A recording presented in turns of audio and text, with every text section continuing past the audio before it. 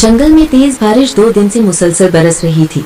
जो बारिश जंगल के पक्षियों के लिए खुशियां लेकर आई थी, वही बारिश छोटे से मिंटू के लिए बड़ी मुसीबत लेकर आई थी, क्योंकि छोटा मिंटू अपने मम्मा पापा से बिछड़ गया था। वो कल रात से जंगल में मारा मारा फिर रहा था। मिंटू उड़ता हुआ तोता के घर की खिड़की में जाकर बैठ जाता है। अंकल, मैं अपने मम्मा पापा से बिछड़ गया हूँ, मेरी मदद करें। छोटे बच्चे, इतने खराब मौसम में तुम्हारी कोई मदद नहीं कर सकता। हाँ, अगर मौसम ठीक होता तो मैं आपको जरूर आपके घर तक छोड़ा था। छोटा मिंटू वहाँ से उड़ता है और किसी दूसरे घर की तरफ जाता है। मिंटू वहाँ जाकर बैठ जाता है। गौरी कवि मिट्टू को खिड़की में बैठा हुआ देखकर तुरंत अपने पति कालू कव्वे से कहती है, कालू जी, खिड़की बंद करो, जल्दी करो। अगर खिड़की खुली रही तो इस तरह के कई आवारा पक्षी यहाँ आकर बैठ जाएंगे। मेरी मदद करें, मैं बिछड़ गया हूँ, मैं अपने पापा कव्वे से बिछड़ गया हूँ, प्लीज मुझे मेरे घर तक छोड़ने में मेरी मदद करें। लेकिन कालू कौवा खिड़की के पास जाता है। अपना पंख पीछे करो, खिड़की में आकर कट जाएगा।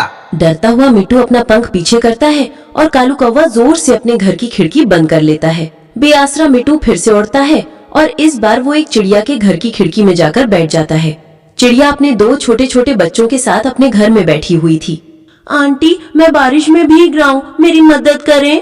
मम्मा, वहाँ खिड़की में कोई है? मम्मा। चिड़िया खिड़की के पास आती है। क्या हुआ, भूख लगी है? दाना लेना है? आंटी, मुझे मेरे घर छोड़ने में मेरी मदद करें। कल तक मैं भी अपनी मम्मा के साथ अपने घोंसले में था, लेकिन रात की तेज हवा मुझे उड़ाकर यहाँ ले आई और इस जंगल में कोई भी मेरी मदद करने को तैयार नहीं है। रामचिड़िया घर का दरवाजा खोलती है। आप अंदर आ जाएं बेटा। मिंटू उड़ता है और घर के अंदर चला जाता है। बेटा, रात होने वाली है और बाहर तेज हवा है, मैं कल आपको आपके घर छोड़ाऊंगी। मिंटू खुश हो जाता है। मैं कौवे के घर गया, मैं तोता के घर गया, मैं सबके घर गया, लेकिन किसी ने मेरी मदद ना की। छोटे दोस्त, चिंता ना करें, मेरी मम्मा आपकी मदद जरूर करेंगी। बेटा, लो आप ये दाना खा लो और सो जाओ, आप थके हुए हो। मिट्टू भूखा था, वो दाना खा लेता है। आपका घर कहाँ है? मेरे घर के पास एक लंबा सा पेड़ है जिस पर कोई पत्ता नहीं है और उस पेड़ के साथ लंबी लंबी रस्सियां हैं।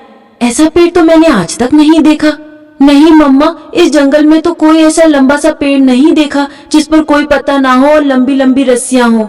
जो भी है हम कल देखेंगे।